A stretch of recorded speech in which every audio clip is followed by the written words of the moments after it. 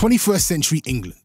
In a time of great despair, the British government ordered MI5 to secretly film a barbershop, DNL's, to gather evidence on guys freely discussing classified and highly sensitive information with reckless abandon. Codenamed Cut the Chat, these tapes were found on the seat of the Victoria Line, and from what we can make out, these tapes featured Damon, Femi, Kimberly, Ace, Little Man, and Christiana. Be warned, these tapes are the properties of the United Kingdom government. Unauthorized viewings of these tapes will be considered as high treason and a minimum penalty of 5 years imprisonment.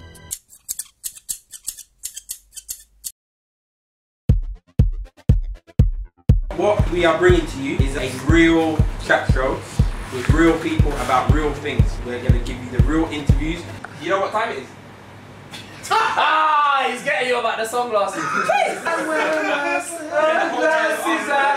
Roses are red. No. What you want to hear, the answers you want to hear, and we're going to be asking the questions that you've been wanting to ask.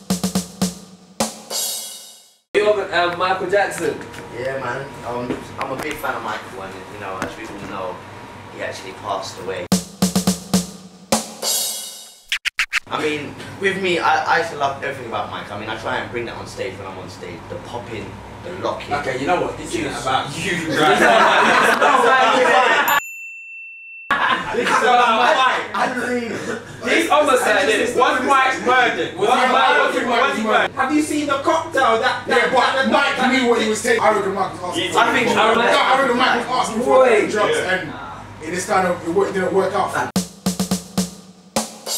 Yeah, but I wouldn't say he died at the right time. He had 50 shows. That was my I'm not even gonna lie. I slated Mike. I said he touched up the children then, but I was gonna go to the concert. I know as soon as Mike walked out on stage, I would have passed out.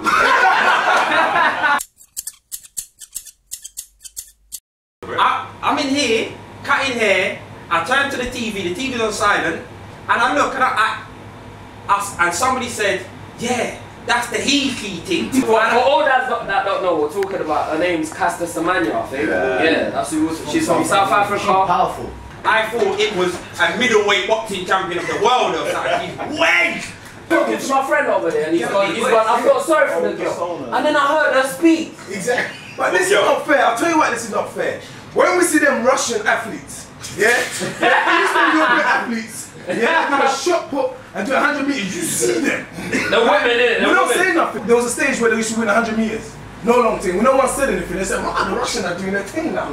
South Africa comes through with someone that us black people, when the ladies pump weights, they pump. Africans, when we pump, everything comes out. Had the German as well. Yeah, exactly. So we just need to understand, she's a lady, innit? She just happens to be a bit more wedge. Like, well,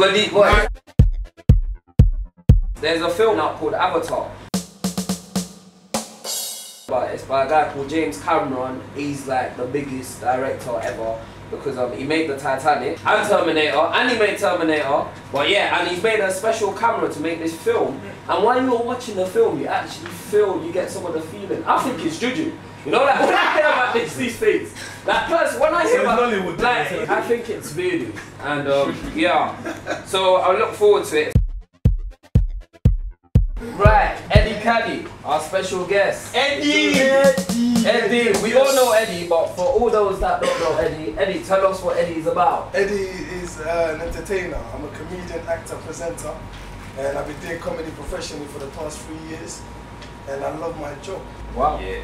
That's great. And Eddie's done 6 one-man shows. Yeah. That have sold out. Yes. Boys, we don't compliment that. Boys, we ask questions to show. So you see, for example, Ace and Viz might just come into work one day and Viz has the latest trim.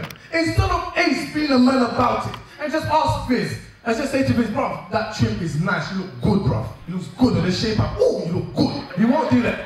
He'll be like, rah, Viz, see, shape up, innit? Is that you? Who else would it be? That's Viz, you know him all your life.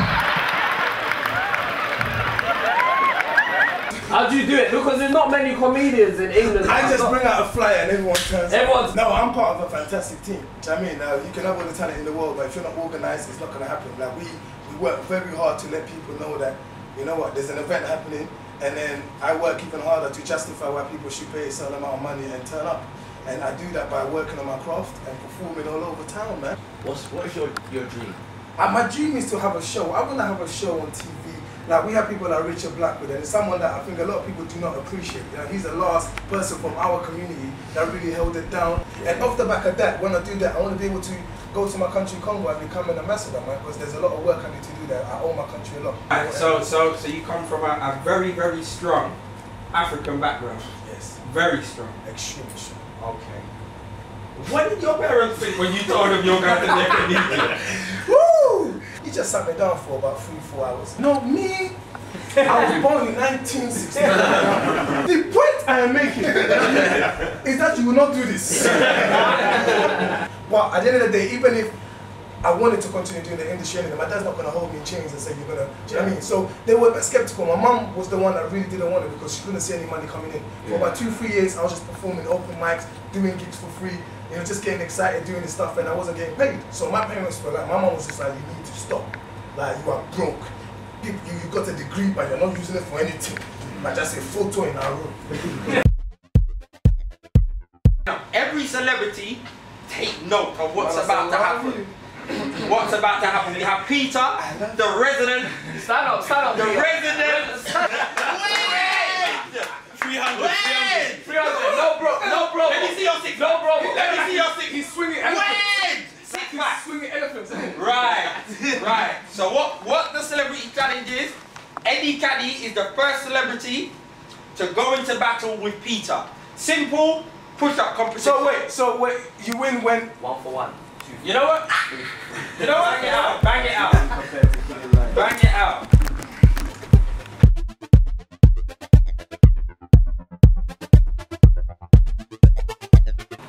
Is that his bones clicking?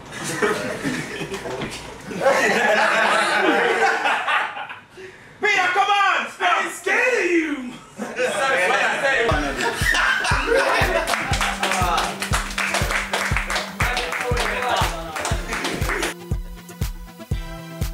Watch out for Rush the DJ EP coming soon.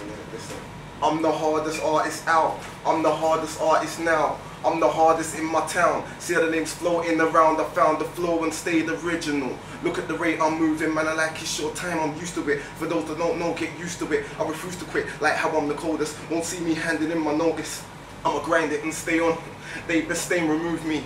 The hardest chap, chip off the block. Don't need a Uzi to shoot them. I punch a sting them with lines. I wish they knew. Look.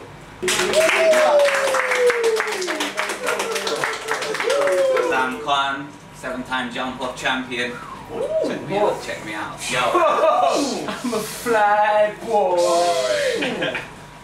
They say since when have I been? I say, yo, I've been here from the start. No man can put fear in my heart or tear me apart. Look, I've come a long way from despair in my past, like when a man moves to me wearing a mask. But I ain't talking about swine flu. He was like, blood, I'ma slice you. Hand me your wallet and phone. I was just a kid in high school. Experiences define you. I'm on the grind to do more than earn a few pence. No, I ain't got a convertible Benz. I still remember the days I was too poor to afford a 3210. Now I'm gonna burst a few trends. Slim guy, but on the verse I'm too hench. I see days getting brighter until I get paid. I'm a grinder. That's the ways of a rider. That's the ways of a rider. Sam Khan. I can't stay for the rings because I've got to get home. Your team. So come and have a go in it if you think you're hard enough. Come and have a go. Do that for the camera. Come. That's the days of a rider. Just really, like, last time I heard you on Radio 1, you was with Westwood. You went in with Craig David. And it kind of sounded like a heated situation. It's very heated. What happened? Was that real or was that real beef? It was, you know, the truth of the matter is, and I've watched it back, it's on YouTube, and I'm not proud to say this because I was too professional on that day. Because what I should have said is, you know something, Tim, I'm hinting a little bit of animosity here, so let's do this one or two ways. You either fix up and show some respect, or I'm going to come around that desk and put something. What happened? What?